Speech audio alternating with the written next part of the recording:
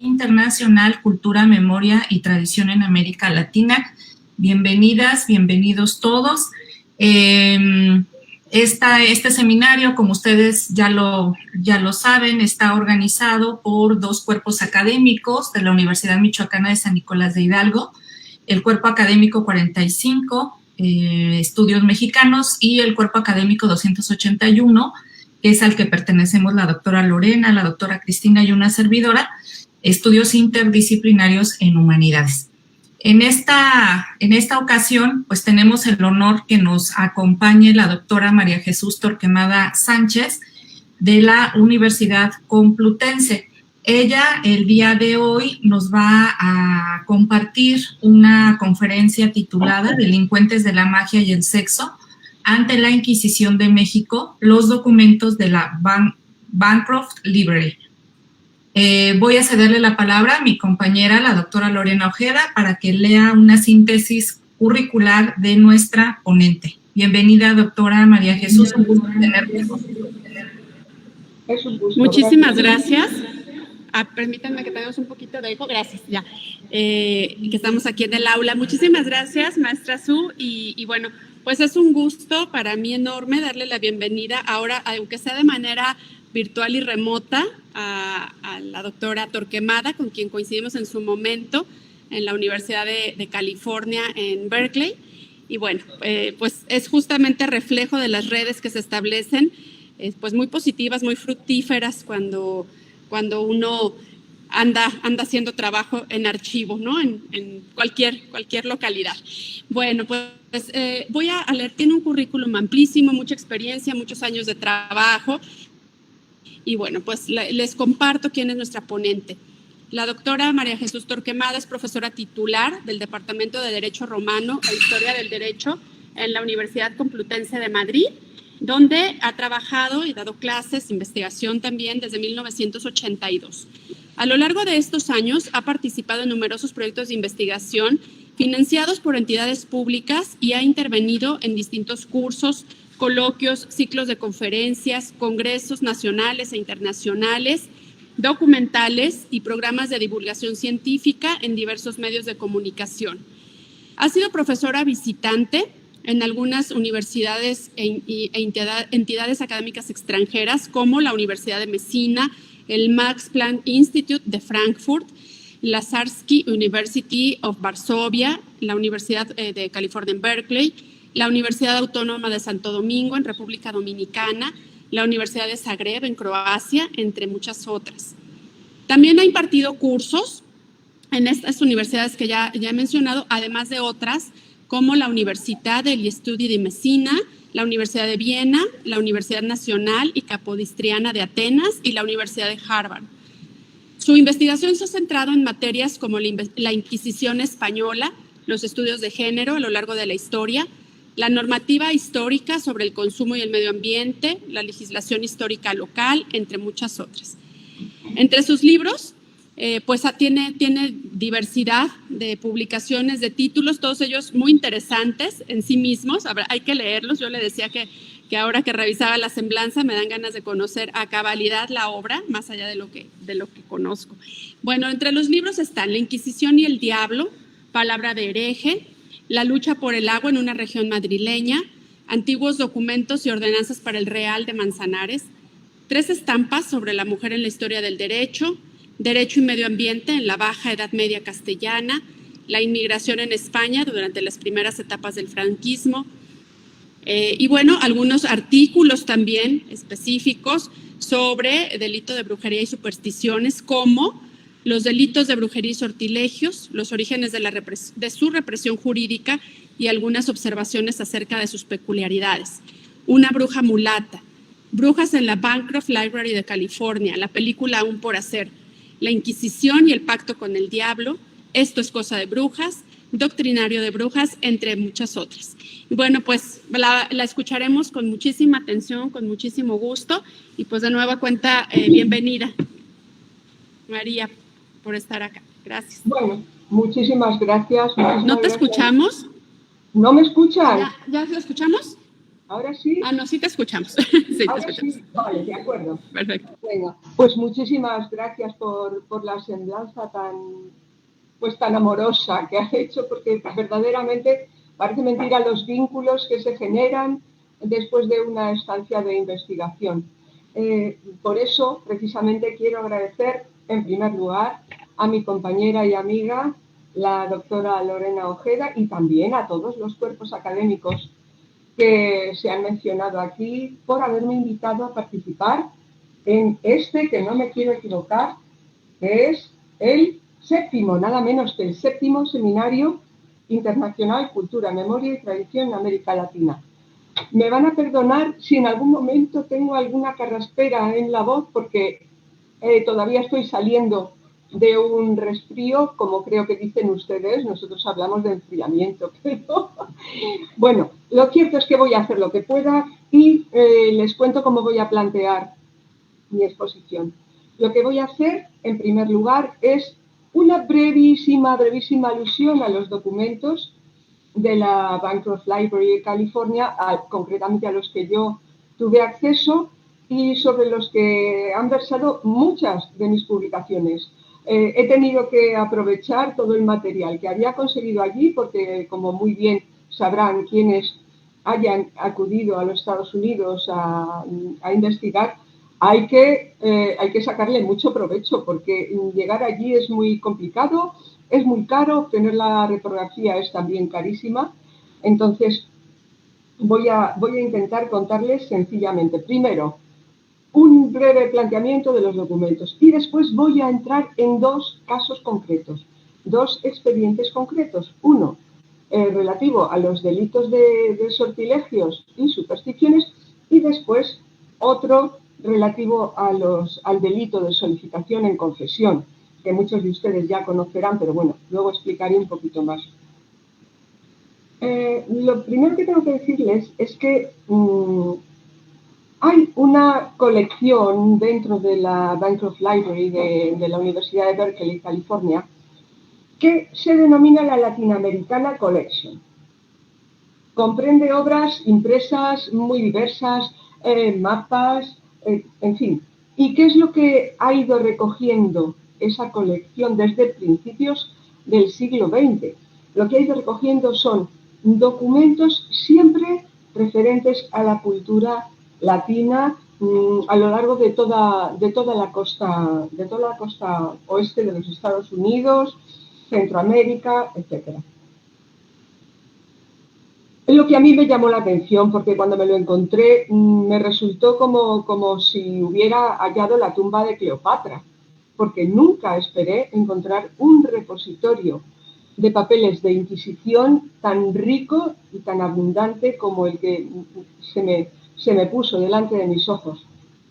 Por eso me centré en ello porque yo llevo más de 30 años estudiando la Inquisición española, y claro, el Tribunal Mexicano no es más que Inquisición española, con unas peculiaridades muy serias a las que voy a referirme después.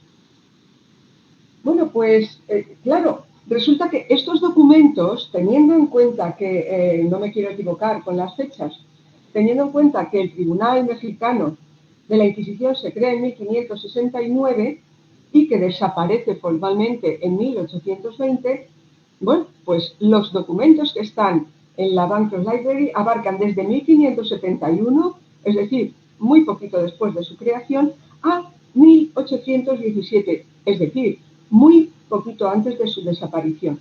Por eso me di cuenta de que aquello era como un microcosmos absolutamente representativo de toda la actividad inquisitorial en Nueva España.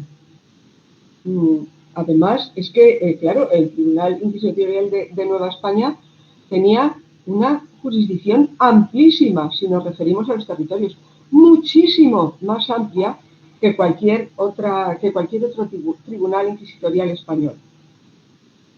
Bueno, y entonces empiezo a ver los documentos. Ventajas sobre otros repositorios documentales.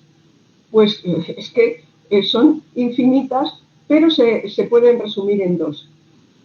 Primero, que me encontré sentencias de los procesos inquisitoriales que aquí en España es muy, muy, muy difícil. han hecho desaparecer prácticamente todas las sentencias y en cambio en la colección de la Bancroft hay una proporción bastante considerable de las sentencias finales que se les impusieron a los reos del Santo Oficio. Otra ventaja inmensa y una novedad que yo nunca había podido observar dentro de ningún archivo, ni museo, ni biblioteca de ningún otro lugar. Y es que esta colección conserva algunos indicios materiales de criminalidad. Quiero decir que en la Bancroft se conserva, pues por ejemplo, les voy a contar los que yo vi, una bolsita de la época colonial que contiene unos polvitos presuntamente mágicos. Ellos lo tienen. Les aseguro que en España no me he encontrado con nada por el estilo. O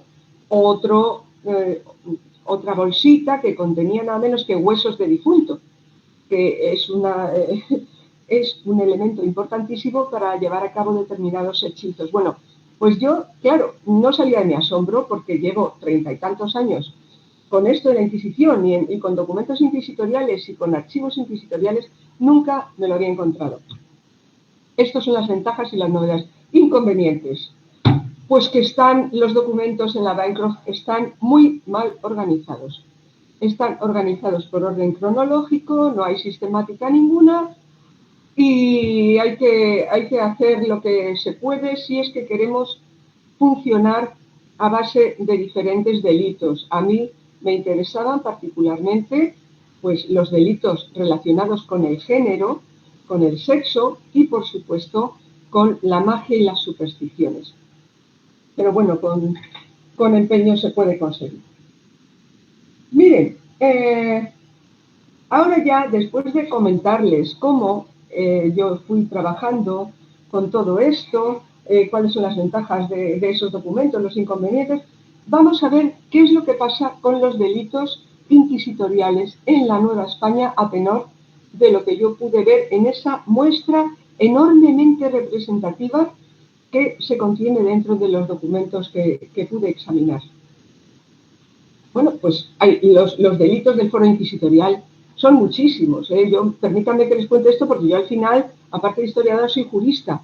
Eran muchísimos y además fueron variando a lo largo de la historia. En un principio la Inquisición estaba muy preocupada por los judaizantes, en España también por los maometizantes, cosa que en México pues, fue muchísimo menos frecuente. Pero aparte, a medida que avanzaba el tiempo, que llega la época del protestantismo, pues ala, va a ser un delito propio del foro inquisitorial el practicar la religión protestante. Que nos plantamos en el siglo XVIII, llega la época de las luces, la Ilustración, los ataques a la monarquía, pues bueno, pues entonces también va a ser un delito del foro inquisitorial. Hasta el tráfico de caballos y la saca de monedas eran delitos del foro inquisitorial porque todo lo que perjudicaba al rey perjudicaba a la religión católica. El abanico era enorme. Luego están los delitos, digamos, más privados, claro, por ejemplo, la bigamia. ¿Por qué encontramos muchos casos de bigamia en los documentos mexicanos?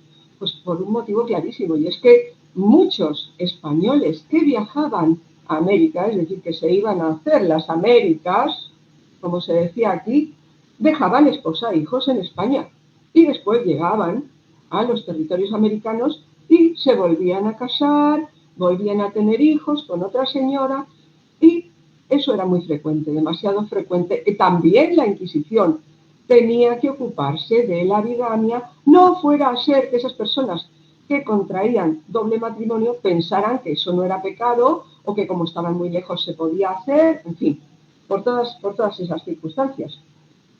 Pero además, pues hay otros muchísimos. Bueno, es que me perdería con los delitos, no me puedo entretener en ellos. Vamos a centrar entonces la atención en los dos que ya les he anunciado antes. En primer lugar, en las prácticas supersticiosas, que eran prácticas supersticiosas indígenas entremezcladas con las españolas.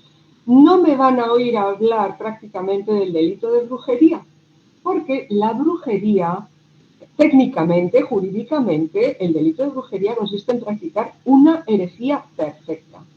Y esa herejía perfecta consiste en dejar de adorar a Dios y pasarse a adorar al demonio. Eso es la brujería. Cuando todos decimos coloquialmente, esa es una bruja, esa hace hechizos. No, no, no. La brujería perfecta y jurídicamente hablando consiste en dejar de adorar a Dios para pasarse a la adoración del diablo, ni más ni menos. Por eso ahora yo voy a hablar de uno de estos delitos. Tenemos que hablar más bien de prácticas supersticiosas. La particularidad de todos esos documentos que ustedes conocen del Archivo de la Nación referentes a la brujería y de todos los que yo he examinado en la Bancroft referentes también a lo que llamamos vulgarmente brujería, consiste en que se entremezclan las prácticas tradicionales indígenas con las prácticas supersticiosas exportadas por los españoles e importadas en México, en este caso. Pero el expediente que traigo a colación tiene una peculiaridad que no me he encontrado ni remotamente en ningún otro repositorio documental. Y es que se observa claramente cómo los inquisidores eran personas muy formadas, cómo existe una diversidad tremenda, una diferencia enorme entre la formación intelectual y jurídica que tenían los inquisidores y algunos otros miembros del Tribunal de México, que eran, digamos, de rango mayor, y los empleados inquisitoriales de rango menor, sobre todo cuando se trata de esto de la brujería y las supersticiones. Entonces, sin más, vamos a pasar ya a ver el caso de María Sánchez. Vamos a ver qué le pasó a esta mujer. Yo se lo voy a contar de viva voz, como si fuera una narración. De hecho, tengo publicado sobre este expediente, que es tan peculiar. Tengo publicado un trabajo que es al que se ha referido antes Lorena, que dice Brujas en la Bancroft Library de California. 2 puntos. La película aún por hacer, porque es un suceso que podría ser digno de la filmografía más emocionante. Les voy a contar lo que pasó. Esta señora, María, pues fue llevada ante la Inquisición junto con su madre. Pero el expediente de la madre, si es que lo hubo, que me da la impresión de que no, desaparece. Y vamos a ver por qué la llevan ante la Inquisición. Les voy a contar muy brevísimamente los hechos. Esta mujer, María Sánchez, estaba era sirviente de un empleado del Santo Oficio, de un notario del Santo Oficio. Y tenía una serie de rencillas con él, porque la enemistad había surgido, sobre todo se había puesto de manifiesto en el momento en que en un momento dado este oficial del Santo Oficio, que tenía a su servicio aparentemente a toda la familia de María, no solo a ella, pues iba montado a caballo y decidió azotar desde el caballo al hermano de María Sánchez.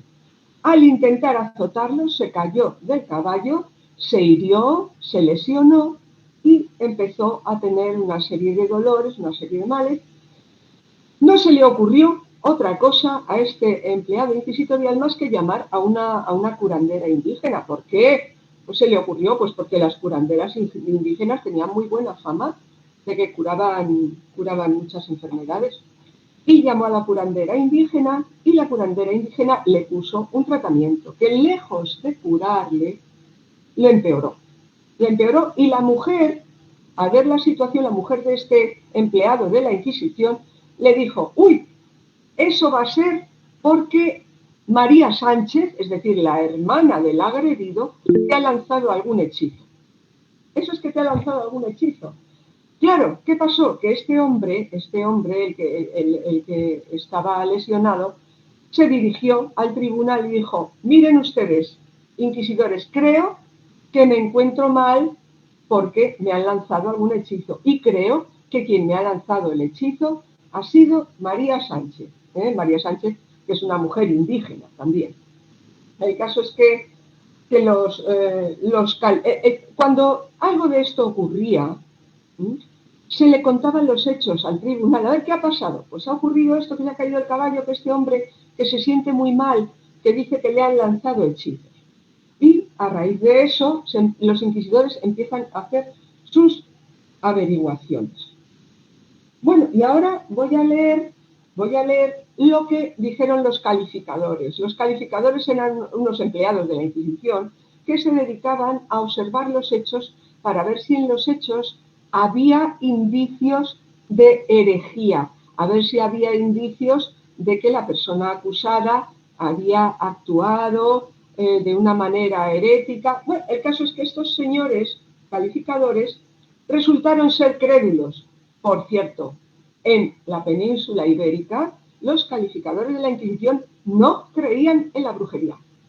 En la península ibérica, ni los inquisidores, ni los calificadores no creían en la brujería. Pero en este caso, los calificadores creyeron. Miren, les voy a leer el dictamen de los calificadores inquisitoriales ante los hechos que habían ocurrido. Dice que María Sánchez es una persona maléfica y se refieren al maleficio, y cito, que tan vivamente procuró y solicitó, causando y logrando sus efectos, con pacto a lo menos implícito con el demonio. Porque, claro, no olvidemos que si queremos tratar a alguien de bruja, lo que tenemos que mirar es si tiene trato con el demonio, si ha hecho un pacto con el demonio para adorar al demonio en vez de adorar a Dios. Y los calificadores sospechan que sí. Y dice que logró sus efectos, el hechizo. Es decir, ellos creen en la brujería, en una palabra. Claro, resultó luego que el fiscal ya era un señor más formado y era menos crédulo. Y a la vista de lo que decían los calificadores le dijo, un momento, poco a poco que yo no creo en la brujería. Y el fiscal designado para este caso concreto hizo un informe, dio un dictamen en el que proponía castigar a María, pero castigarla de una manera ejemplarizante. Él no quería continuar el proceso, él solamente quería que todo el pueblo aquel se diera cuenta de que no se podía andar haciendo brujerías, hechizos y maleficios. Entonces lo que propone, y leo también textualmente, dice que esta mujer que fuera sacada a la vergüenza, llevando al cuello los muñecos y ridículos instrumentos que se hallaron y recogieron para que después de haberle dado 25 azotes en la picota, que se quemen en la plaza pública y sea reprendida y afeados sus excesos en presencia de los escandalizados, etcétera, etcétera, etcétera. Bueno, esa es la proposición del fiscal. Pero claro, yo es que he dicho aquí, he hablado de unos muñecos, y es que habían llamado los inquisidores, habían llamado a María y a unas amigas indígenas suyas que tenían fama de ser hechiceras, de ser sortílegas, y estas personas habían confesado ante los inquisidores que verdaderamente usaban de hechizos. ¿Y cómo practicaban esos hechizos maléficos? Pues lo que hacían es que fabricaban unos muñequitos, era muy frecuente, fabricaban unos muñequitos y les clavaban espinas de maguey para que estos muñequitos que representaban al presunto maleficiado hicieran su efecto y le causaran un daño a la persona maleficiada. El caso es que la Inquisición actuó conforme al procedimiento y lo que mandaba en ese momento era que se registrara el domicilio del maleficiado. Efectivamente, allí encontraron los muñequitos y cuando se encontraron los muñecos escondidos por unas esquinas de las habitaciones, hicieron pruebas. Dijeron, vamos a hacer una prueba. Y entonces tengo aquí literalmente lo que cuenta también el informe, que es muy curioso, porque los oficiales y ministros que acudieron al domicilio de este oficial de la Inquisición dicen lo siguiente: hicieron las pruebas para averiguar si esas figuritas tenían algo que ver con la enfermedad del presunto embrujado. Y contaron que cuando se dejaban de apretar las espinas, cesaba el dolor. retornando cuando se volvían a apretar. O sea que ya la cosa se va complicando porque hay una serie de oficiales inquisitoriales y de empleados inquisitoriales que definitivamente creen en la magia y en la brujería de estas mujeres indígenas. El caso es que, claro, ya ante esa circunstancia ya dieron orden de prisión con embargo de bienes contra esta pobre mujer. Bueno, lo de el embargo de bienes, claro, pone literalmente algo así como que la pobre mujer, y leo textualmente, después de intentarle embargar sus bienes, dice, no tiene ni aún con qué cubrir sus carnes, ya que era paupérrima. Tras el prendimiento, pues se llevaron a cabo todas las formalidades. Se le asignó una ración diaria de comida y le asignaron una celda. Le dijeron, ¡hala!, que vaya a parar a la celda número 2. Pero ¿qué hacía María Sánchez? María Sánchez fue descubierta perforando la pared de su celda para escaparse. Y cuando se enteraron los inquisidores, le dijeron, vamos a ver, ¿pero qué está haciendo usted? Y ella dijo que no, que solo quería hacer un agujerito para ver pasar a los viandantes y estar mucho más entretenida. Perdón. Los inquisidores, lógicamente, no se lo creyeron y como escarmiento le mandaron dar 25 azotes. Y la cambiaron de celda, a la celda número 4. Esta mujer, en un momento dado, y según siempre el procedimiento del Santo Oficio que se sigue escrupulosamente, pidió una audiencia voluntaria. ¿Qué quiere decir eso? Eso quiere decir que había 3 audiencias forzosas, pero los reos podían pedir cuando les diera la gana que los inquisidores escucharan algo nuevo que ella tenía que contarles. Y esta mujer pidió nueva audiencia y dijo, no, pero mire usted, yo no me quería vengar por lo que le había hecho a mi hermano, sino que me quería vengar porque mi amo, el oficial inquisitorial, me ha casado a disgusto con un señor al que yo no quería. Bueno, pues hasta aquí todo es normal y todo coincide con todos los procesos inquisitoriales por el delito de hechizos, supersticiones, brujerías. Hasta aquí todo es normal.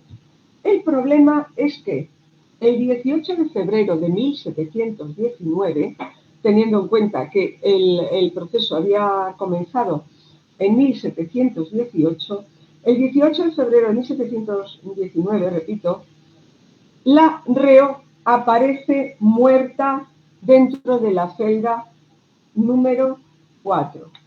Y tras el dictamen del cirujano, el cirujano del Santo Oficio, la Inquisición tenía de todo. Había barbero del Santo Oficio, cocinero del Santo Oficio, despensero del Santo Oficio. Por supuesto, existían los médicos y cirujanos del Santo Oficio. Resulta que la reo aparece muerta en su celda y mandan llamar al cirujano, porque los inquisidores no eran tontos en absoluto y algo les sonó a que no había habido fuego limpio en la muerte de esta mujer. Aparece muerta y tras el dictamen del cirujano se abre, como digo, una investigación. La Inquisición, si hubiera sido como mucha gente cree que era la Inquisición, bueno, una bruja menos, no, eran tremendamente escrupulosos. Los inquisidores de la Inquisición española, por supuesto de la Inquisición mexicana, no admitían los linchamientos. No admitían los linchamientos y mucho menos del estilo de los que estaban ocurriendo ya prácticamente, casi en Estados Unidos y desde luego en Centro Europa. Con lo cual, bueno, pues pasa lo siguiente, y es que se abre esa investigación y el dictamen del cirujano, después de leer lo que había ocurrido, fue un dictamen demoledor. Leemos en los documentos, primero, antes del dictamen del cirujano, leemos que la reo de la cárcel número 4 ha pegado fuego a la puerta y estaba muerta. Es decir, los carceleros intentaron convencer a los inquisidores de que María Sánchez se había querido suicidar y para suicidarse pues había pegado fuego a sus enseres, a la puerta de su celda y que había sido hallada muerta. Pero Claro, cuando entraron en la celda, encontraron a Larreo prácticamente carbonizada, y leo textualmente, con las manos quemadas y heridas por haber intentado derribar la puerta mientras ardía. Así lo certificó el cirujano, que dictaminó muerte por asfixia el mismo día 18 de febrero. El cirujano vino a decir, oiga, esta señora no se ha suicidado, podría haber sido un excelente detective privado, porque lo que les estaba diciendo a los inquisidores, miren ustedes, si yo me he encontrado muestras de que intentó arañar la puerta mientras ardía para salir, eso no casa con el hecho de que ella quisiera perecer, que quisiera morir. Y ahí empiezan más averiguaciones y más averiguaciones. El caso es que, bueno, pues después de todas esas averiguaciones que se demoraron por varios meses, los inquisidores debieron de llegar a la conclusión de que esta mujer había sido víctima de un linchamiento por parte de los carceleros.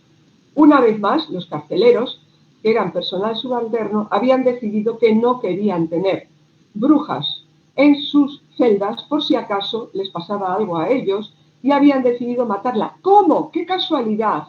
Por medio del fuego purificador, que era el castigo que les aguardaba a las brujas según la tradición inquisitorial inmemorial. El caso es que aparentemente la habían quemado. El cirujano llegó a esa conclusión y los inquisidores también llegaron a esa conclusión. Los inquisidores no querían de ninguna manera que eso llegara a oídos de la gente, porque sería un descrédito tremendo para el Santo Oficio. Pero ¿cómo podemos saber que los inquisidores llegaron a esa conclusión? Pues muy claramente. Miren, al final del expediente, las órdenes del tribunal son las siguientes. En primer lugar, dicen que a esta señora, que a Larreo, que la entierren en sagrado, concretamente en la capilla de los indios del convento de Santo Domingo. Saben ustedes que a los suicidas no se les enterraba en sagrado. Luego, los inquisidores habían llegado a la conclusión de que la habían matado. Además, decretan los inquisidores un castigo contra los que textualmente llaman alcaldes negligentes. Les ponen una multa importante para decir 20 misas por el alma de María Sánchez. Entonces, el informe final, que es muy triste leer este expediente, porque en el informe final los inquisidores no pueden reconocer que ellos han llegado a la conclusión de que fue linchada. Y dice el informe, esta rea, María de Sánchez, pegó fuego a la puerta de su cárcel y murió sofocada del humo. La talera que consta en estos autos con los envoltorios que se hallaron a María Sánchez se quemaron por ante mí el secretario. O sea que ellos al final tenían que dar cuenta de las pocas posesiones que había llevado María Sánchez a prisión, y la escrupulosidad procesal de los inquisidores así lo cumplió. Por eso, no es tanto el caso de sortilegios y de brujería como el comportamiento, para mi gusto, ejemplar de los inquisidores, aunque cobarde al final, porque no reconocieron que los empleados de la Inquisición, que los carceleros habían llevado a cabo un linchamiento. Pero, bueno, vamos a pasar a algo que, aun siendo también un asunto y un delito de trasfondo dramático, pero hoy nos puede resultar mucho menos melodramático y más jocoso, desde luego. Vamos con el delito de solicitación en confesión. El delito de solicitación en confesión, que era también del foro inquisitorial, consiste en que la Inquisición tenía que perseguir y juzgar a los sacerdotes que intentaban conseguir favores sexuales de las personas a las que confesaban. Eso es el delito. Y claro, hay que investigar a ver si eso ha ocurrido o no ha ocurrido, porque en aquella época todas las mujeres se confesaban y en muchos casos era posible que alguna denunciara por venganza o por lo que fuera, que denunciara ante la Inquisición que el sacerdote la había solicitado durante el sacramento de la confesión. ¿Quiénes eran estos señores?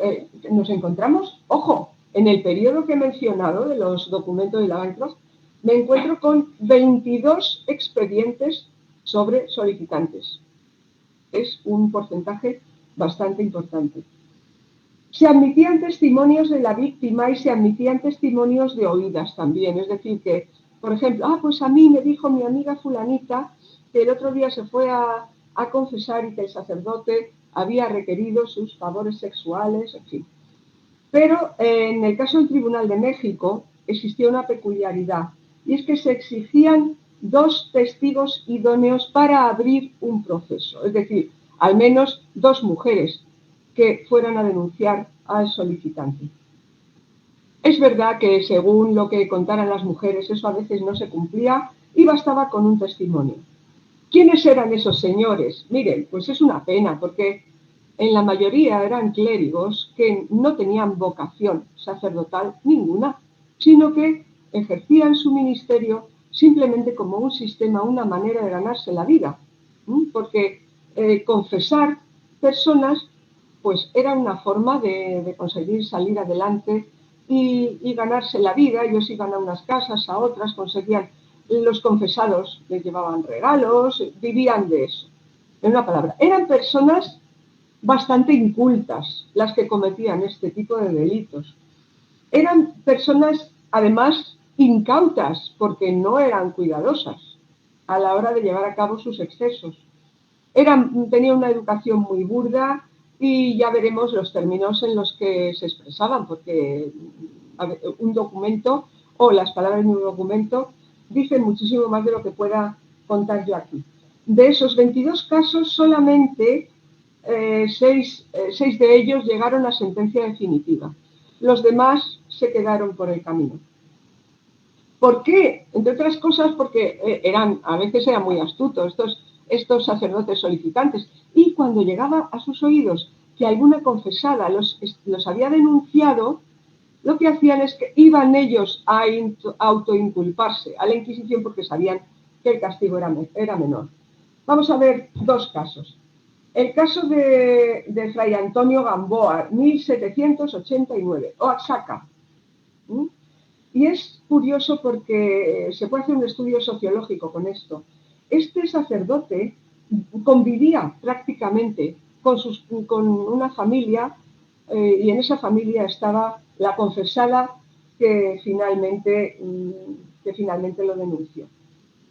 El sacerdote, por otro lado, mantenía, según el tenor del expediente, mantenía a la solicitada y a toda su familia, lo cual nos da idea de la situación tremenda en la que se hallaban aquellas mujeres que o accedían a las pretensiones libidinosas de sus confesores o no recibían alimento para ellas ni para toda su familia.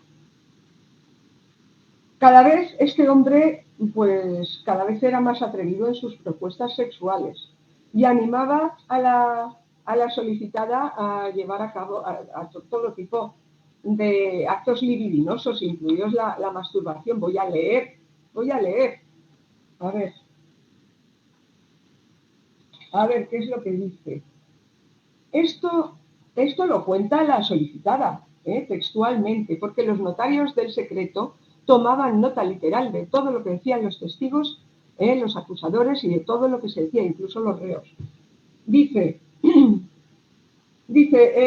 después de sentarse junto a sí, arrimar los muslos y tomarla la cara, la dio un instrumento para que ella se tocara a sí misma, encargándola se acordase de él al hacerlo, señalándole la hora en que él haría lo mismo pensando en ella. Todo esto lo cuenta la solicitada. Este hombre, cada vez, pues luego, claro, a medida que avanza el proceso, supieron los inquisidores que había solicitado a otras mujeres, alrededor de una docena. El tribunal concluyó que este señor no estaba en sus cabales, que estaba loco. Por eso interrumpió el proceso y trasladaron al reo a California, concretamente a la provincia de San Diego. La causa se sobreseyó, pero 4 años después, y ya viviendo él en la provincia de San Diego, siguió escribiéndose con la confesada, con la solicitada, y enviándose regalitos. Se reabrió su causa y ya fue votada en definitiva. Quiero decir que vamos a ver al final, claro, porque habían hecho la vista gorda al principio, pero luego ya en vista de que no se enmendaba, pues ya tuvieron que dictar sentencia. Que voy a leer para que vean ustedes cómo eran las sentencias inquisitoriales. Página 29, a ver, que lo tengo aquí. Dice, bueno, ahí también he copiado también una parte de una carta que le escribió, una carta de amor, se escribían ellos dos cartas de amor en la distancia, y le decía él a ella en una carta, decía, pues aunque no espero ya verte en la vida, lo lograré en el cielo. Soy bueno, no tenga cuidado, y soy tan padre que de verdad te amo. Claro, los inquisidores a la vista de todo esto dijeron que este señor estaba arrebatado de la pasión, de una, dice, lujuriosa pasión carnal, y dictaron sentencia. Vamos a ver la sentencia. Dice que este hombre sea reprendido severamente de sus excesos, que abjure de levi, es decir, que se arrepienta de su herejía, y que sea privado perpetuamente de confesar hombres y mujeres. Le están quitando su medio de vida con esto. Que sea desterrado por 10 años de Oaxaca, que es donde delinquió, de Huantla, de Puebla y de México, de los cuales cumpla los dos primeros años recluso en el convento de Tacubaya, donde haga unos ejercicios espirituales en los primeros 40 días y se confiese general y sacramentalmente, haciéndolo constar al tribunal por parte de su confesor. Que en los viernes de los 2 primeros años rece de rodillas los salmos penitenciales y los sábados una parte del rosario a María Santísima, que los martes de los 40 días primeros ayune a pan y agua y que consulte su conciencia sobre la absolución que haya impartido a sus cómplices. Esta sentencia es una especie de cliché que se repite en todos los casos de los solicitantes. Más picante, bastante más picante, es el caso de Manuel Vélez de las Cuevas. Este era capellán de la Concepción en Puebla y el caso es de 1817. El reo además era un señor, era mayorcito, yo soy muy mayor, pero este era incluso mayor que yo. El reo contaba con 66 o 67 años cuando se supo que era solicitante de favores sexuales. Fue denunciado por una monja, Sor Guadalupe, porque, claro, ellos iban a confesar a los conventos. El cura le proponía, a la pobre Sor Guadalupe, le proponía que se fingiera enferma para poder ir a su casa a confesarla. ¿Por qué? Porque había una regulación de la confesión y el edicto de confesionarios prohibía confesar en recintos privados, salvo en casos de enfermedad. Entonces, oye, di que estás enferma porque así voy a tu casa. Y vamos a ver qué dice, qué decía. A ver, ¿qué le decía este hombre a su confesada, a Sor Guadalupe, que para más Inri era una monja? Y empezaba la confesión con estas palabras. Le decía, ¿cómo va de amor? ¿En qué estado se halla el amor? Llegando por último el presbítero a proponerle las más claras y desenfrenadas solicitaciones que terminaran en actos venéreos, con pretexto de confesarla por estar enferma. Esto consta en el expediente. Bueno, pues, ¿qué pasó en este caso? Que tras los interrogatorios de los inquisidores a la testigo, resultó que la testigo no había jugado ni mucho menos un papel meramente pasivo. Fíjense ustedes lo que pasaba en ocasiones.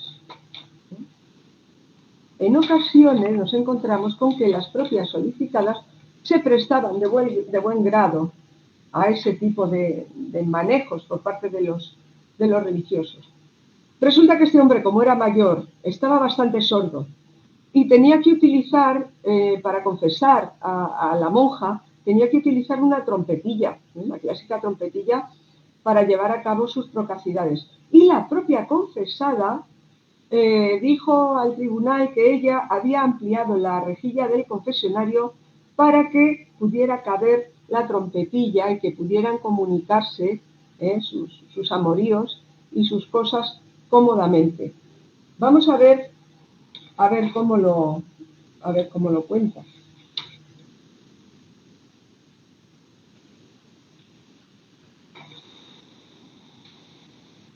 Dice, a ver, ¿dónde está eso? A ver, lo tengo aquí. Sí, vamos a ver. La declaración de esta monja. Tenemos aquí. Dice que le preguntaron, oiga, ¿y usted por qué empezó a usted a solicitarla?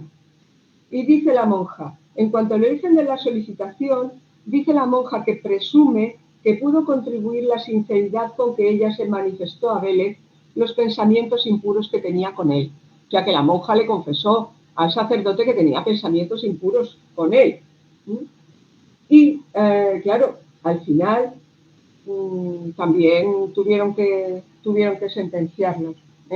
A este pobre también tuvieron que sentenciarlo. Dice, los votos en definitiva, la sentencia, dice que en atención a que este reo sufre graves enfermedades, claro, una vez que ya estaba preso, se puso más enfermo todavía de lo que estaba, dice, no se halla en estado de oír como debería su sentencia con méritos. Pero bueno, por otra parte, pues la sentencia le dice otra vez que se celebre su auto en el convento de San Francisco de dicha ciudad de Puebla, hay que asistirán 60 sacerdotes, ¿para qué? Pues para que tomaran nota de lo que pasaba cuando se solicitaba a las confesadas. Igual, que abjure de vehementi, suspensión de celebrar misa, que sea privado de confesar, pues lo que hemos visto antes para el otro solicitante. Y también que sea desterrado de la Villa y Corte de Madrid. Eso lo metían en todas las sentencias. No sé por qué no lo pusieron en la anterior. Por supuesto, de la Ciudad de México y de Puebla, desterrado durante 10 años, 20 leguas en contorno. El caso es que bueno, pues dice, sin omitir hacerle firmar la juración y últimamente este reo que consulte su conciencia, lo mismo. Lo cierto es que lo que nos dicen estas sentencias de la solicitación, primero, es que los sacerdotes, muchos de los sacerdotes que ejercían en los territorios americanos no tenían en absoluto vocación sacerdotal, mucho menos de celibato, cosa que es muy difícil observar en los documentos sobre solicitantes que yo he podido estudiar dentro de la península ibérica. Se ve una vez más aquí, en estos casos, el elemento religioso. No me atrevo a leerles otras cosas que son más picantes. Si quieren ustedes, si alguien quiere, yo lo leo. Esto es lo que cuenta Sor Guadalupe. Decía que quería que se descubriesen los pechos y las piernas para verla y que le parece que él también quería descubrirse. Que cuando la monja se sentía enferma, entraba en su aposento y dice, la tocó todas las partes ocultas, la mamó los pechos, trató y se puso en efecto a consumar el acto carnal en 4 ocasiones, que también se sacaba la cinta con que se ciñen el hábito para que él se tocara las partes pudendas. Bueno, una serie de procacidades que desde luego los inquisidores reflejan absolutamente de manera textual. En el expediente dice que le contaba, el solicitante le decía a Sor Guadalupe, le decía, mi alma, ¿quieres verme y tentarme el chilito y los huevitos? Tócate mi alma, el pocito, y métete el dedo para que te sepa más. O sea, no, el expediente no escatima absolutamente ningún detalle. Díganme ustedes si a tenor de esto que les leo no se observa pues que el sacerdocio era en aquella época algo en muchas ocasiones, como digo, forzado por la necesidad de supervivencia. Pero no quiero extenderme más, porque como reflexión final, pues ya les he dicho que existen unas peculiaridades, les he querido contar las que me han parecido más expresivas de todos esos documentos que yo he tenido la ocasión de estudiar y estoy a su disposición para todo lo que quieran.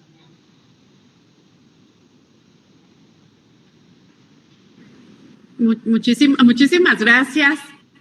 Muchísimas gracias, María. Qué interesante, ¿no? Y que por ahí hay algunas personas que ya están preparando sus preguntas. Seguramente Ana Laura, que es nuestra asistente del coloquio, me dice, bueno, qué interesante, yo quiero irme a vivir allá a estudiar con ella, porque precisamente estos temas son los que ella maneja.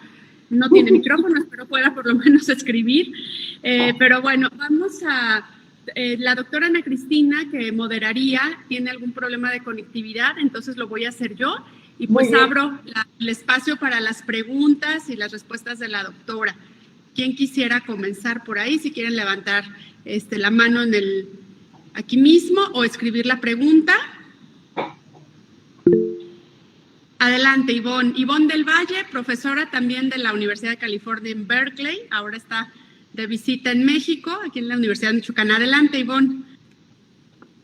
Sí, gracias por la presentación, ¿no? Y yo tenía dos preguntas que están relacionadas. La primera tiene que ver con esto que decías sobre estos gran número de sacerdotes que obviamente no tienen vocación sacerdotal y que están haciendo otras cosas y que a mí me parece, por lo que he leído, por ejemplo, recuerdo lo que dice José de Acosta respecto a esto también, que a las Américas pasan la peor basura, algo así, dice, ¿no?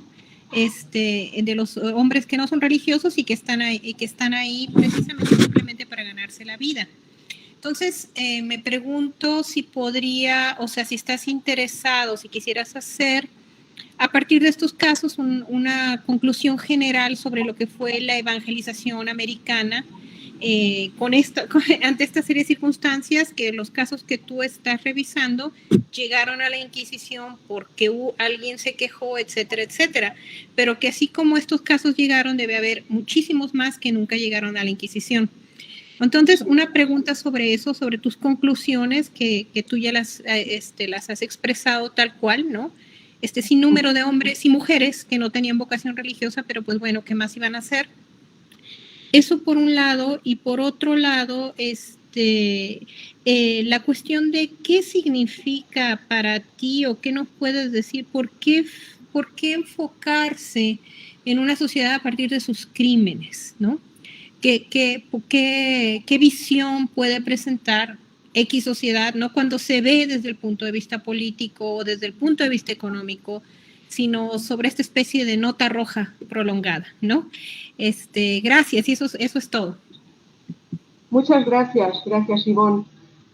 Vamos a ver, es que yo creo que Ivonne tiene una visión probablemente mucho más clara y mucho más panorámica de lo que ella ha planteado en un principio, mucho más clara que yo, sobre esa evangelización de América Latina. Obviamente, en ocasiones pesaría sobre personas verdaderamente formadas, instruidas. Tenemos los archiconocidos casos de Fray Bartolomé de las Casas, por ejemplo, pero es verdad que la tropa que fue para allá tenía una formación muy escasa. Es lo que he planteado en un primer momento. Eran personas muy burdas, con una escasa formación teológica para empezar, religiosa para continuar y humana para finalizar. Y era con lo que tenían que convivir la sociedad de aquella época para conseguir entrar a incorporar la fe católica ortodoxa dentro de su ideario y de su tradición indígena. Esto es lo que pasó. Pero ahí estaba la Inquisición, ahí estaba que por lo menos existía alguien que velaba por todas esas desviaciones, porque el mismo caso exactamente se produjo en el caso de la colonización anglosajona de Norteamérica, pero con la diferencia de que ahí nadie controló. Los colonos que acudieron, era una colonización absolutamente diferente, donde no se mezclaron las personas prácticamente, pero lo cierto es que, por ejemplo, cuando se mandan a toda la escoria también de la sociedad irlandesa o de la sociedad británica a Nueva Caledonia, pasó lo mismo. Iban los peores, iban los que no podían llegar a hacer fortuna dentro de su propio territorio, del territorio que los había visto nacer, y entonces intentaban mejorar su situación en las tierras lejanas que estaban sometidas al mismo rey de los territorios que les habían visto nacer a ellos. Pero es un fenómeno que no es ni mucho menos exclusivo de la colonización española, sino que se produce en todas las colonizaciones de las que yo he tenido noticia históricamente. Y luego me parece que había una segunda pregunta que venía a ser que he querido entender como que cuál fue el coste social de todo esto. No soy socióloga, sino que simplemente me vienen a la cabeza todas las situaciones personales particulares que he visto en esos documentos, algunas absolutamente tiernas. Escribí también un artículo, bueno, tengo un artículo exclusivamente sobre los solicitantes en la Bancroft Library de California, o sea que a los solicitantes les he dedicado un artículo, pero es que he visto algún expediente delicioso donde había un enamorado de una chica que se llamaba Pepita y que era hija de un gran personaje mexicano, y se enamora de ella pues un empleado de la Inquisición, pero él quería casarse con ella, los padres no querían. Bueno, a él la Inquisición, para evitar que corrompiera a la chica y todo, pues acaban extrañándolo a la península ibérica. Es un caso absolutamente dramático, el caso del secretario José María Lanza. O sea, es que son tantos los documentos, y eso también es sociedad. Cómo se enamoraban, pero cómo se frustraban sus amores, qué pasaba con los hijos, con los mestizos, todo es enormemente interesante, de verdad. Bueno, pues si no, Ivonne, espero haber respondido de alguna manera a preguntas tan amplias, por otro lado. Sí, son preguntas muy amplias, perdón, pero también la segunda pregunta creo que, no sé si Lorena me permite que lo vuelva a decir. Claro, sí, por favor. Gracias. O sea, ¿qué significa para ti, o sea, estar revisando el interés, ¿no? A partir casi de una cuestión como personal. Sí. ¿Por qué el interés de revisar a una sociedad a partir de los crímenes, ¿no? A partir de la desviación moral, religiosa, etcétera, etcétera? Bueno, ¿no? O sea, venga, lo voy a contar.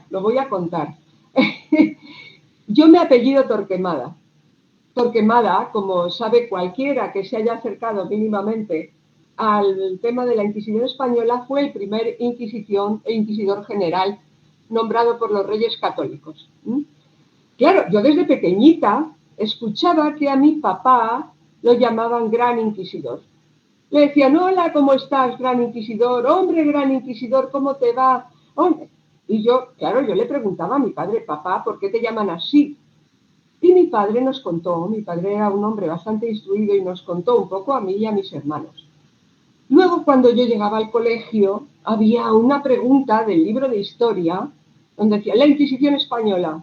Y la profesora siempre, María Jesús Torquemada, a la pizarra, para que yo tuviera que explicar allí lo que era la Inquisición.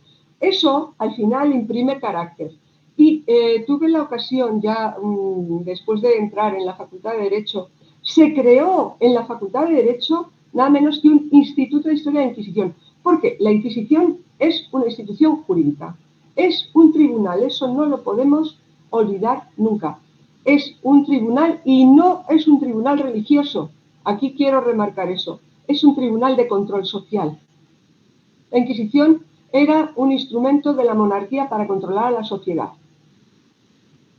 Más que para controlar el asunto religioso, que también, pero se trataba de tener a los súbditos bien sujetos y bien controlados, y que los súbditos no pecaran y que no pensaran que la fornicación entre solteros no era pecado, en fin, infinidad de cosas estaban en el ámbito del control inquisitorial. Todo se metía, la Inquisición se metía en la cocina, en la cama, en todas partes de los súbditos.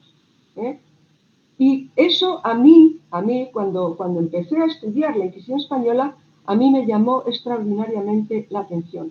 ¿Cómo se puede controlar una sociedad desde un instrumento político con apariencia de instrumento religioso? Y sobre todo me llamó la atención que sigue habiendo inquisiciones. Seguimos sometidos a las inquisiciones. Hay muchos sistemas de control social. Lo que pasa es que los señores que vivían en el siglo XVI, XVII, XVIII no se daban cuenta, no eran conscientes de la manipulación que ejercía sobre ellos el aparato inquisitorial. Se creían protegidos. Es tan aberrante como eso. Pensaban que estaban protegidos por la Inquisición española. Es absolutamente aberrante, pero es así. Les voy a poner un caso. La isla de Menorca, que es una de nuestras islas Baleares, estuvo, después del Tratado de Utrecht, se quedaron con ella los ingleses. Los ingleses, cuando consiguen un territorio, es muy difícil que lo vuelvan a soltar, pero Carlos III se plantó delante de la isla con la escuadra y consiguió recuperar la isla de Menorca para la corona española. La isla de Menorca había estado 80 años en poder de los ingleses. ¿Qué pasó? Pues que había que volver a empezar a enseñarles a los habitantes que era una isla española. Y lo primero que hizo el rey fue preguntarles que si querían que les instalara la Inquisición. ¿Y qué dijeron los habitantes de Menorca? Que sí, porque se sentían protegidos. La prioridad era ir al cielo.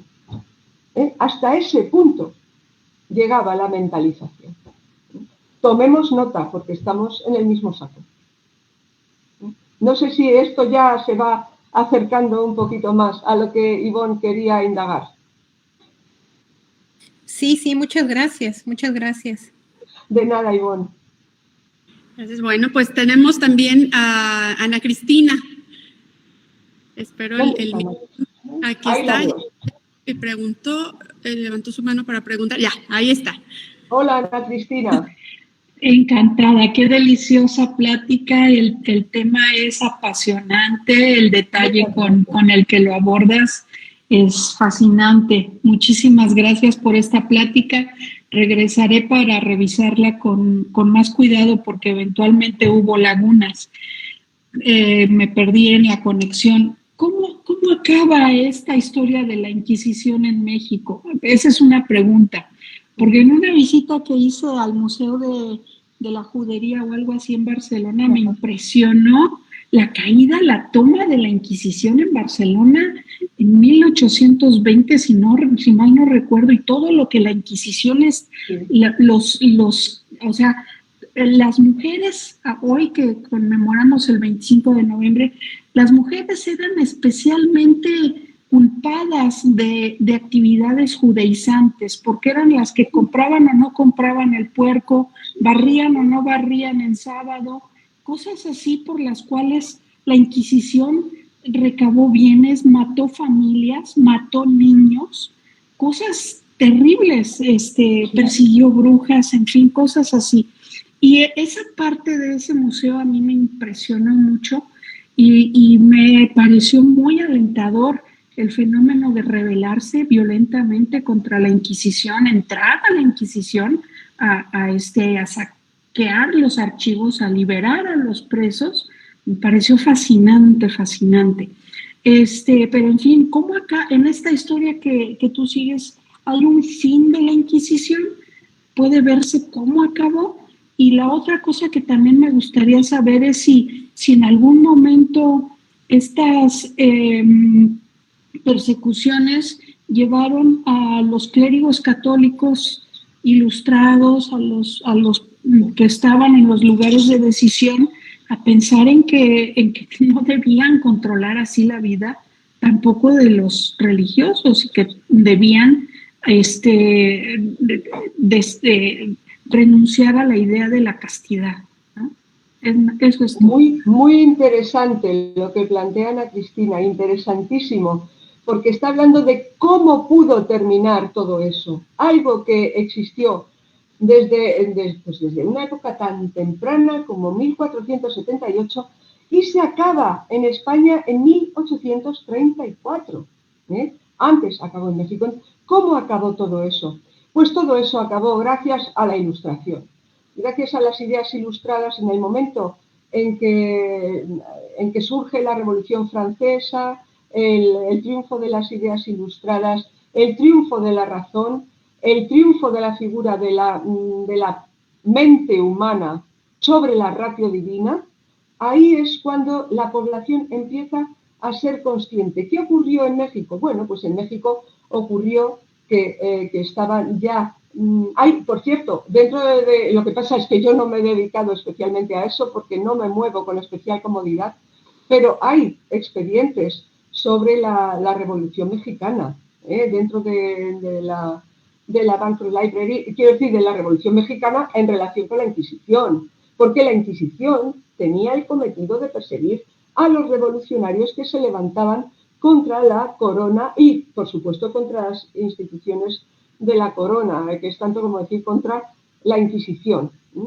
Y ahí es cuando ya en 1820 termina y ocurre lo que ha apuntado Ana Cristina, y es esa especie, era como una botella de champán que de pronto quitan el tapón y aquello explota y la gente se echa a la calle y allá donde estaban los tribunales inquisitoriales destruyen muchísimos documentos, para desgracia de personas como yo.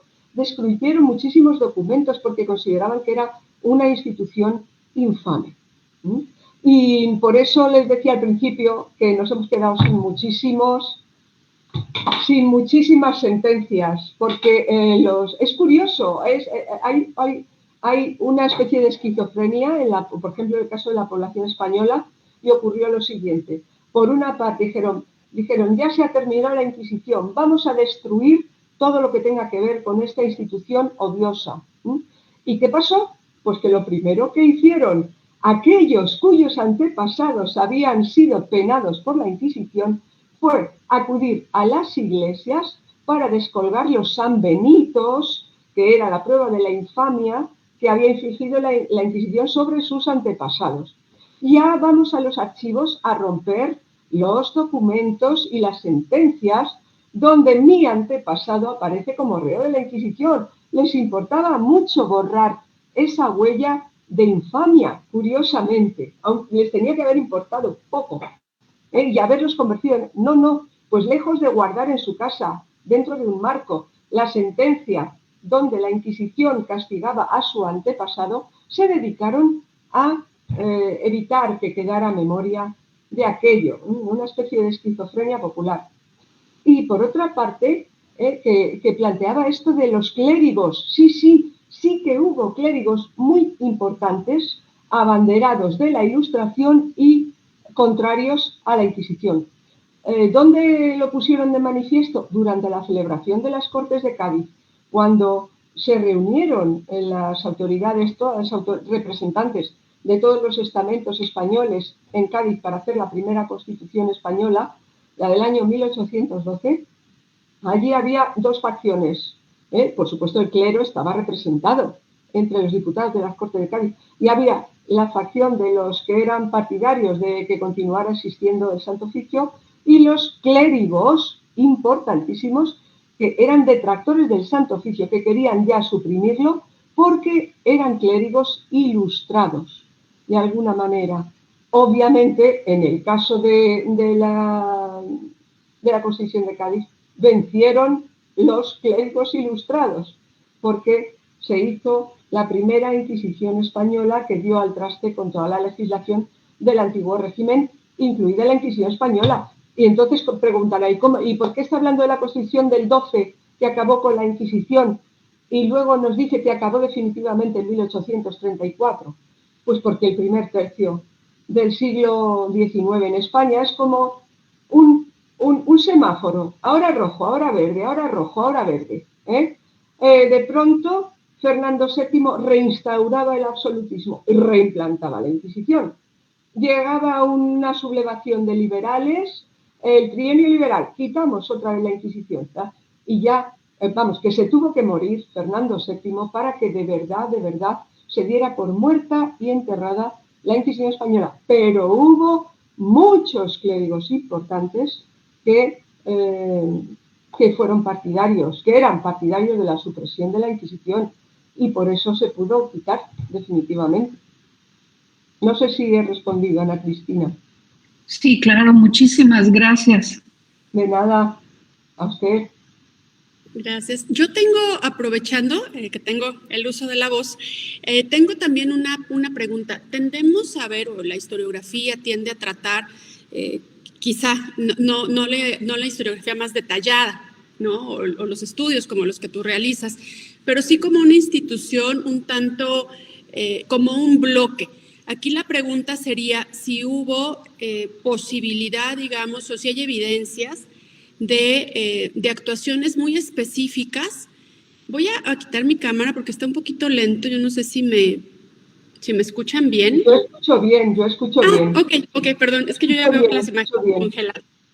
Ok, si hubo como sucede en los tribunales actual, quizá algunos inquisidores un poco más impregnados de un humanismo en la búsqueda quizá de lo que se concebía como la justicia en esas épocas, pero también en términos de lo que hoy entendemos como el respeto a los derechos humanos.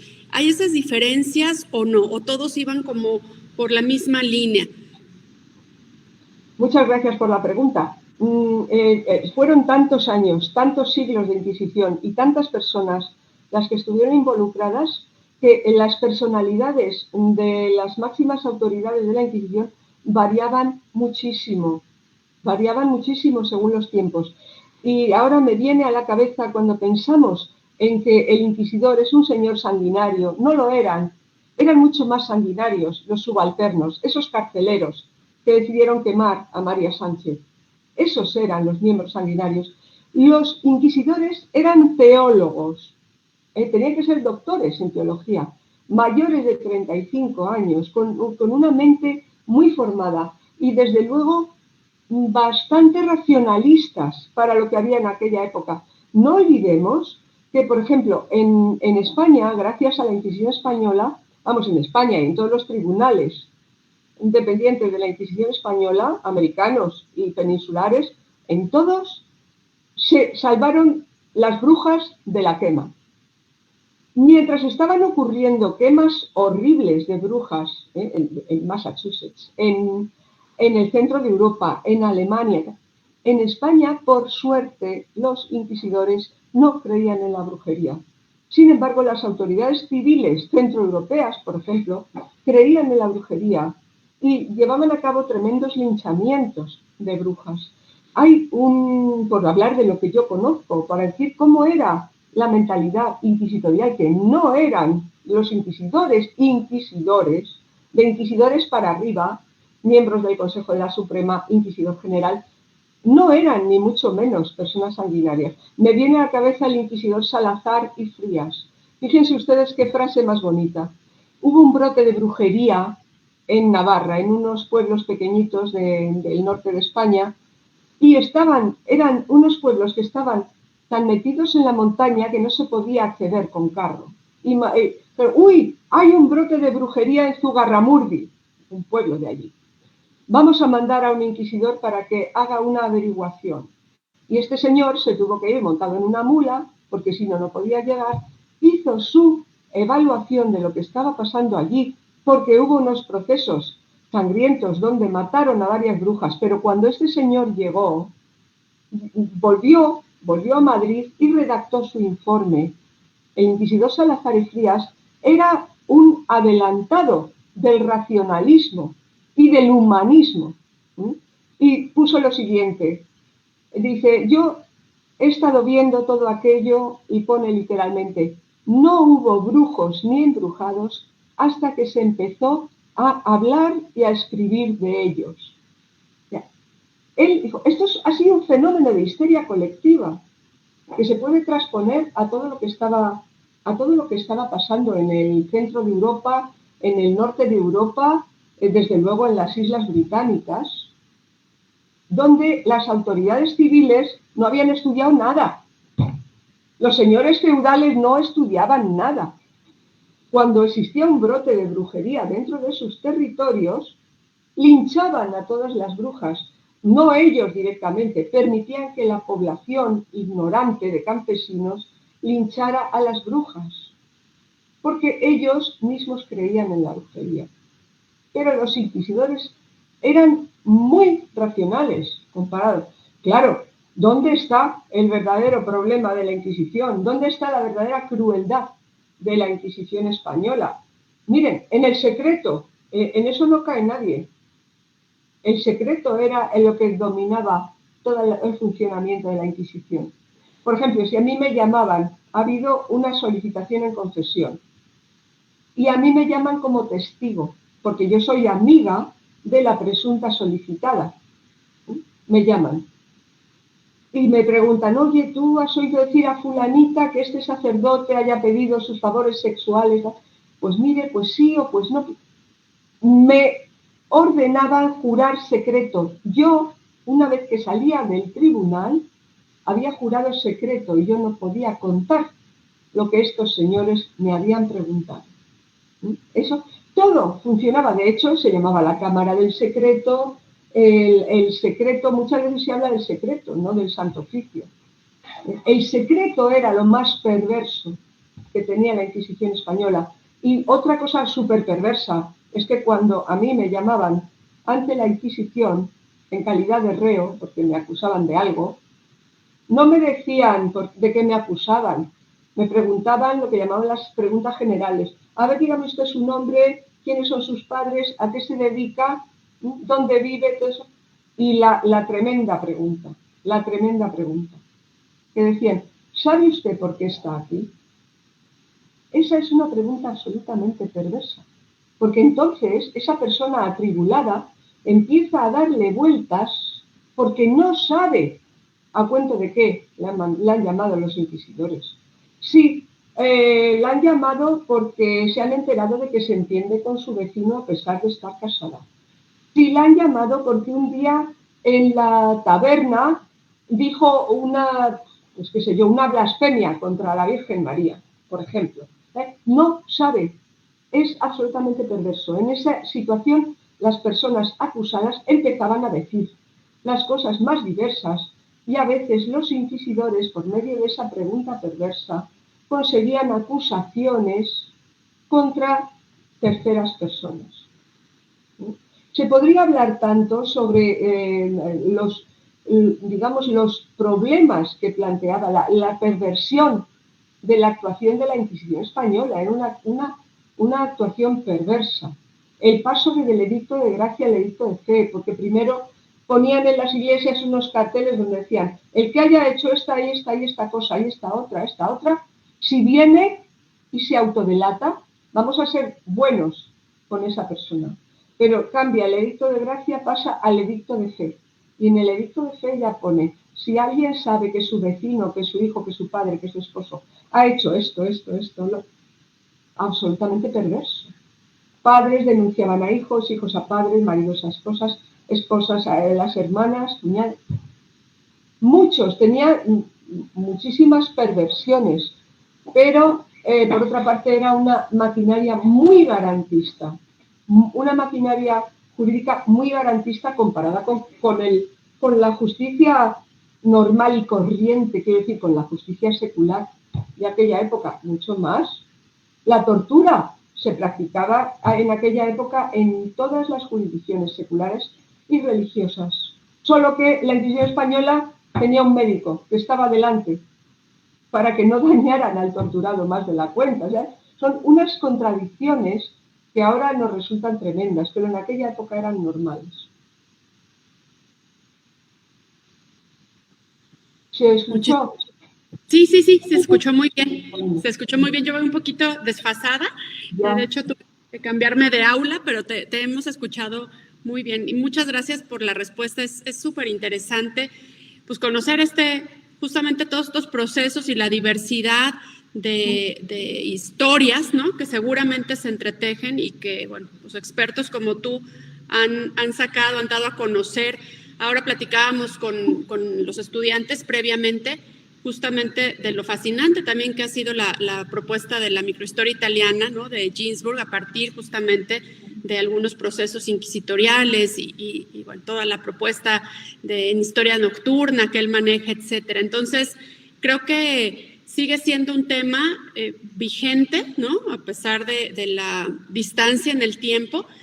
Y bueno, y evidentemente que estos archivos, ¿no?, el de la Bancroft y otros tantos, ¿no?, seguramente, como decías, la dificultad de acceder en España a algunos archivos, pues sí lo tienen, o sí los tienen resguardados otros países, ¿no? Entonces, pues de ahí la importancia también, tenemos varios estudiantes aquí, pues de acceder justamente a fuentes mucho más allá de lo inmediato, ¿no? Animarse a viajar, etcétera, a conocer estos acervos. Y bueno, en el mismo tenor, quería preguntarte, ahora hace un par de años, y había sucedido en otras ocasiones, que justamente España, en un acto no sé qué tanto de disculpa, pues ha ofrecido, en este caso, a gente de origen judío, ¿no?, de aquella expulsión, seguramente Inquisición tuvo muchísimo que ver, la nacionalidad española, Portugal lo hizo, en fin. ¿Cuál sería tu opinión o tu lectura con todo lo que tú trabajas a partir de esta pues nueva política en España con respecto específicamente a las atrocidades que se cometieron? Es interesantísima esa pregunta. He trabajado con el tema de la persecución de los judeoconversos también. Tengo publicadas algunas cosas sobre un señor que se llamaba Antonio de Mendoza, que fue un individuo que al final consiguió escapar de la Inquisición, pero fue juzgado y castigado. ¿Por qué empecé a estudiar aquello? Pues empecé a interesarme por el asunto de los conversos porque me llamaron de la BBC para filmar una especie de mezcla entre programa de entretenimiento y documental. Esta serie es una serie que debe seguir existiendo y tiene el título genérico de Who Do You Think You Are? Y toman a un personaje interesante, importante, famoso de la cultura anglosajona y le buscan el árbol genealógico. Y a mí me llamaron porque a un joven que es presentador, actor de televisión, ha sido futbolista de la primera división allí en Inglaterra y todo, le encontraron que era descendiente de este señor, de Antonio de Mendoza. Tengo que decirles así, por lo bajito, que yo luego viendo todos los documentos he llegado a la conclusión de que es difícil que eso ocurriera. Pero hay mucho dinero, y ahora vamos al asunto, hay mucho dinero involucrado en que estos genealogistas hagan el árbol de familia y consigan entroncar a una persona actual con alguno de aquellos judeoconversos que fueron perseguidos por la Inquisición española o portuguesa y que pasaron a América y que ahora por esa vía pueden obtener la nacionalidad española. Entonces, a mí que no me parece ni bien ni mal. Lo que ocurre es lo siguiente. Vamos a ver, ¿por qué a los que fueron reos del delito de judaísmo y no a las que fueron acusadas de brujería? Por la mismísima regla de 3.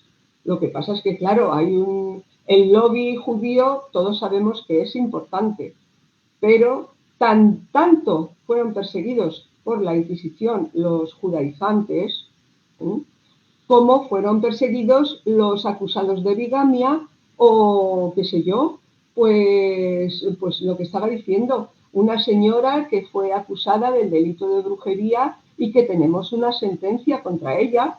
Aquí en la Bancroft tenemos sentencias. Esa sentencia debería hacerse para que si se consigue conectar a una persona viva en la actualidad con esa mujer, tendría que gozar del mismo privilegio. ¿Por qué no? ¿Por qué no? Si fue el mismo tribunal el que la castigó que el que castigó a los judaizantes, ¿por qué no? O sea, vamos a tener la mente un poco amplia. No sé qué les parece este razonamiento. A mí me parecería absolutamente válido, ¿verdad? La cosa sería convencer allá a las autoridades justamente de... Claro, no. Claro. Cosa que... Se ha legislado solo con respecto a los descendientes de judíos. Solamente, pero vamos a ver, pero es que hubo otras muchísimas víctimas. ¿Y por qué no a los descendientes de quienes siguieron practicando el maometismo después de fingirse bautizados? Porque el problema era que estos señores judíos se bautizaban y luego en secreto practicaban la religión judaica. Pero también hubo muchísimos moriscos que se bautizaron y que luego en secreto seguían practicando lo que llamaban la secta de Mahoma. ¿Por qué no ellos también? O los pobladores de pueblos originarios, ¿no? Igual.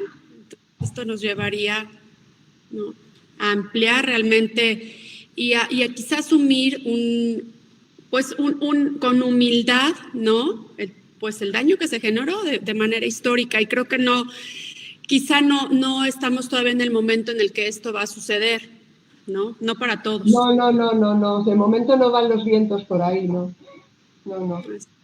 Pero bueno, yo lo que quiero es dejar planteada la cuestión para que veamos que incluso cosas que suenan tan bien, como es la nacionalización de los descendientes de judíos represaliados por la Inquisición peninsular, sea española, sea portuguesa, es algo absolutamente parcial hoy por hoy. Por esa regla de 3 vamos a aplicarles el mismo beneficio de la nacionalidad a los descendientes de aquellos quienes consta que fueron represaliados por la Inquisición por haber cometido algún delito de los del foro inquisitorial.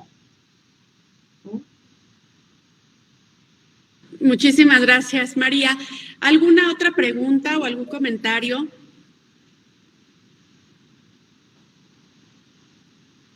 Ok. Veo bueno, permítanme, voy a revisar. Creo que no hay más comentarios. Pues yo solamente agradecerte enormemente la disposición para esta charla, para la apertura, para las preguntas, las respuestas. Y también sé que, bueno, ya es tarde allá, ya es noche, ya van a cerrar la universidad justamente.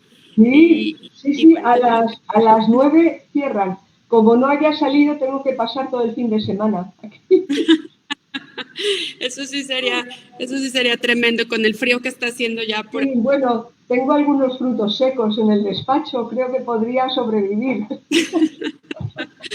Mientras tengan el clima prendido, ¿verdad? Pero bueno, muchísimas gracias, María. Yo regreso la palabra entonces a la maestra Sutsuki para dar por concluida la sesión, y bueno, también te comento que próximamente te estaré enviando la constancia de agradecimiento por la charla, y bueno, muchas quedamos gracias, Lorena.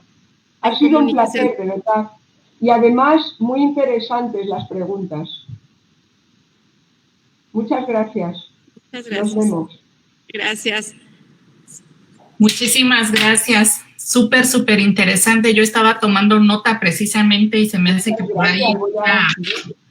Voy a salir flotando del despacho. No, pues también hay que reconocer, ¿no? El trabajo y el gran esfuerzo que se hace y lo interesante que es abordar estas temáticas. Bueno, pues no nos queda más que agradecerles nuevamente que se hayan dado la oportunidad de acompañarnos este mediodía. Obviamente agradecer nuevamente a nuestra conferencista y pues a todas y a todos ustedes invitarlos a nuestra próxima sesión, que ya va a ser la última, la del 2 de diciembre. Con eso vamos a estar cerrando esta 7ª edición de nuestro seminario internacional. De hoy en 8 días nos va a estar acompañando McKenna Brown de la Virginia Commonwealth University con la temática Los inmigrantes mexicanos de origen indígena en los Estados Unidos, dinámicas de identidad e integración, un estudio de caso, que como pueden darse cuenta también va a ser un tema bastante interesante. Pues muchísimas gracias a todas, a todos por su atención. Que tengan muy buen fin de semana y les esperamos aquí dentro de 8 días para cerrar también las actividades de nuestro seminario de este año. Muchísimas gracias, bonita tarde. Gracias. Muchas gracias. Gracias, nos vemos pronto. Gracias a ustedes. Adiós. Bye.